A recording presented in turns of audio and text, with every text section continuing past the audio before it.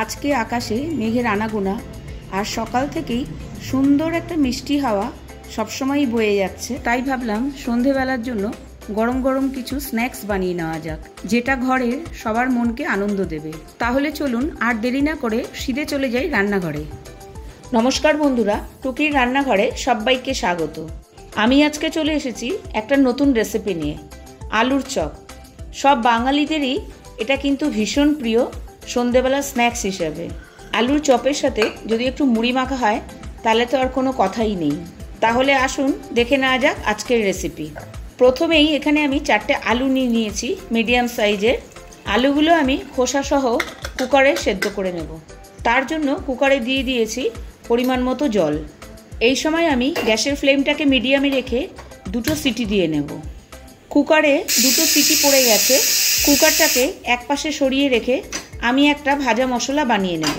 তার জন্য প্যানে আমি নিয়ে নিয়েছি 2টো শুকনো লঙ্কা, 2 চামচ গোটা ধনে আর 2 চামচ গোটা জিরে। এই সময় গ্যাসের ফ্লেমটাকে আমি লোতে রাখবো আর 15 থেকে 20 সেকেন্ড ধরে হালকা একটু ভেজে নেব, যতক্ষণ না পর্যন্ত সুন্দর একটা গন্ধ বেরোয়। আমাদের কিন্তু ভাজা মশলাটা হয়ে গেছে। এবার এটাকে একটা মিক্সির জারে নিয়ে হালকা একটু ক্রাশড করে নেব।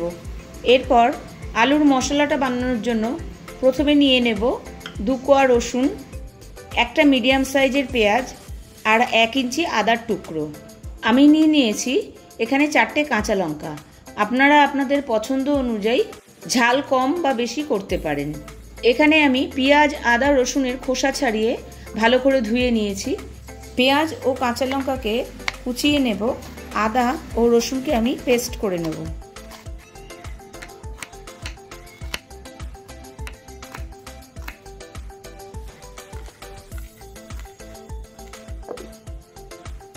আদা ও রসুনটাকে কিন্তু আমি এখানে পেস্ট করে নিয়েছি। চপ বানানোর জন্য আমি এখানে নিয়ে নিয়েছি 1 কাপ বেসন। বেসনটাকে আমি একটা ছাঁকনির সাহায্যে ভালো করে ছেঁকে নেব, যাতে বেসনের ব্যাটারটা যখন তৈরি করব তখন ব্যাটারটার মধ্যে যেন কোনো লাম্প না থাকে। ব্যাটারটার মধ্যে আমাদের কিছু গুঁড়ো মশলা অ্যাড করতে হবে। প্রথমেই আমি নিয়ে নিয়েছি 1/2 টিস্পুন কাশ্মীরি লাল লঙ্কার গুঁড়ো, 1/2 টিস্পুন হলুদ গুঁড়ো আর স্বাদ অনুযায়ী নুন। ব্যাস, আমার পুচকুবাবু কিন্তু এসে গেছে মা কি করছে সেটা দেখার জন্য। ও হাত দিয়ে ফেলছে বেসনের মধ্যে, ওর মধ্যে লঙ্কার গুঁড়ো আছে, সেই জন্য আমি হাতটাকে একটু সরিয়ে দিলাম। এবার সব কিছুকে একবার খুব ভালো করে মিশিয়ে নেব। তারপর অল্প অল্প জল দিয়ে ব্যাটারটা তৈরি করে নেব।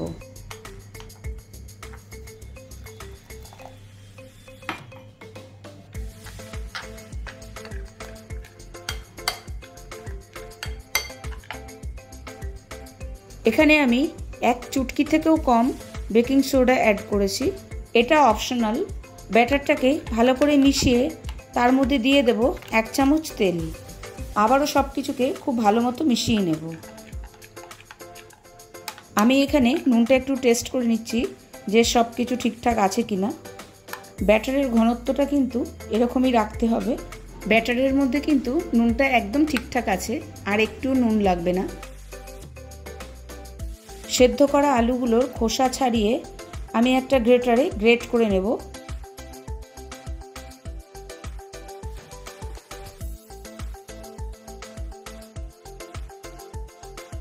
চারটে আলুই আমার গ্রেট করা হয়ে গেছে। এরপর ফ্রাইং প্যানে নিয়ে নেব 2 চামচ সর্ষের তেল। তেলটা ভালো মতো গরম হয়ে গেলে তাতে দিয়ে দেব আগে থেকে কুচিয়ে রাখা পেঁয়াজ ও কাঁচা লঙ্কাগুলোকে।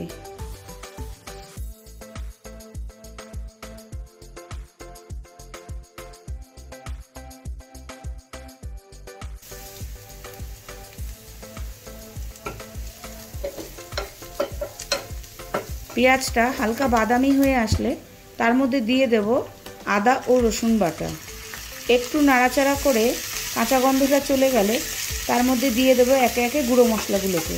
প্রথমেই দিয়ে দেব 1/2 টিস্পুন হলুদ গুঁড়ো, 1/2 টিস্পুন কাশ্মীরি লঙ্কা গুঁড়ো, আর যে ভাজা মশলাটা আমি আগে থেকে করে রেখেছিলাম সেটা 2 টেবিল স্পুন, আর দিয়ে দেব 1/2 টিস্পুন আজওয়াইন।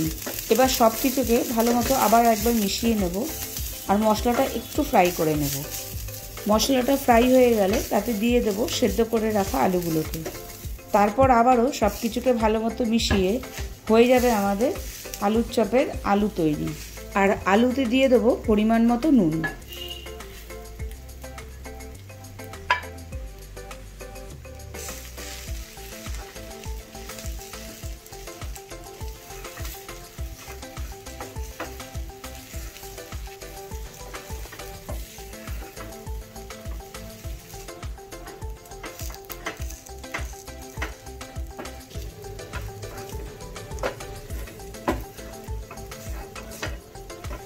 আলুটা কিন্তু একদম তৈরি।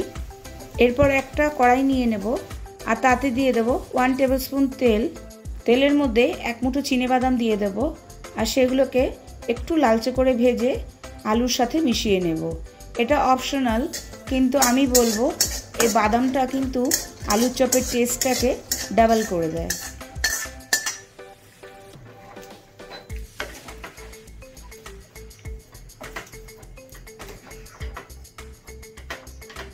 আলুগুলোকে আমি একটা প্লেটে ঢেলে ঠান্ডা করে নিচ্ছি। প্লেটের মধ্যে ভালো করে আলুগুলোকে চারিদিকে ছড়িয়ে দিলে খুব তাড়াতাড়ি ঠান্ডা হয়ে যাবে। আলুগুলো ঠান্ডা হয়ে গেলে হাতে একটু তেল লাগিয়ে নেব। এবার আলুগুলোকে কিছুটা নিয়ে বলের আকারে গড়ে হাতের তালুতে রেখে একটু চেপে চেপে চ্যাপটা করে নেব। অনেকটা আলু টিকিয়ার আকারে করে নেব।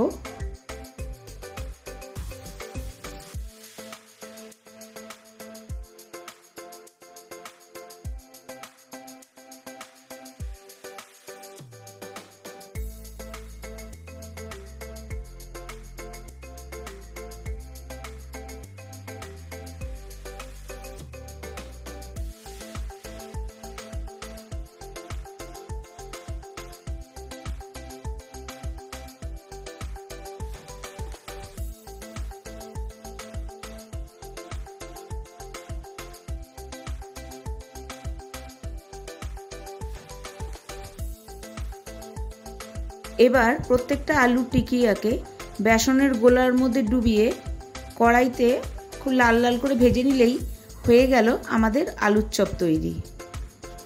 আলুর চপগুলোকে কিন্তু একটু উল্টে পাল্টে লাল করে ভেজে নিতে হবে।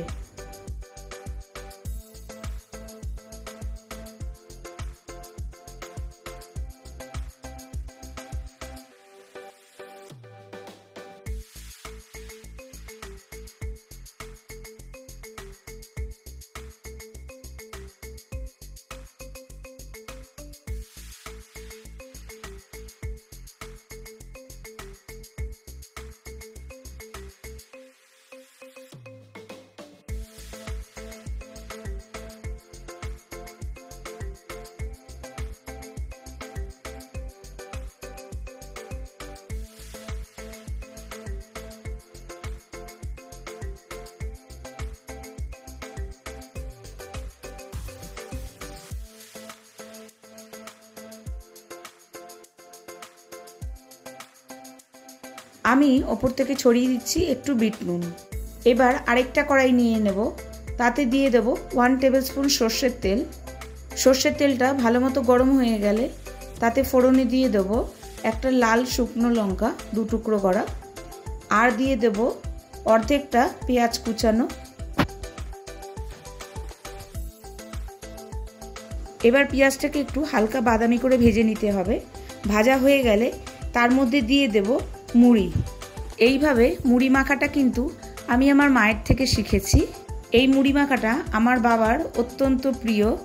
ম্যাক্সিমাম দিন সন্ধেবেলা আমার বাবা কিন্তু এইটা দিয়েই টিফিন করেন। মুড়িটা একটু হালকা ভেজে নিয়ে ওপর থেকে দিয়ে দিলাম চানাচুর। সব কিছুকে ভালো মতো মিশিয়ে তৈরি হয়ে গেল আমাদের মুড়ি মাখা। এটা অবশ্যই একদিন ট্রাই করবেন আপনারা, দুর্দান্ত খেতে লাগে। আমি বাড়িতে গেলে মার কাছে বেশ এই আবদারটা আমি একটু করি, কেন নিজে মুড়ি মেখে খাওয়ার থেকে কেউ মেখে দিলে সেটার স্বাদ আরও বেশি দ্বিগুণ হয়ে যায়, আর মা মেখে দিলে সেটা হয়ে যায় 4 গুণ। আশা করি রেসিপিটা আপনাদের ভালো লেগেছে। রেসিপিটা ভালো লাগলে অবশ্যই আমাকে কমেন্ট বক্সে কমেন্ট করে জানাবেন। আর আমার চ্যানেলে নতুন বন্ধু হয়ে থাকলে অবশ্যই সাবস্ক্রাইব করে আমার পাশে থাকবেন। নিচে দেওয়া বেল আইকনটি অবশ্যই প্রেস করে দেবেন, তাহলে যখনই আমি কোনো নতুন ভিডিও আপলোড করব সবার আগে পৌঁছে যাবে আপনাদের কাছে। আজকে তবে এই পর্যন্তই। ভালো থাকবেন, সুস্থ থাকবেন, টাটা।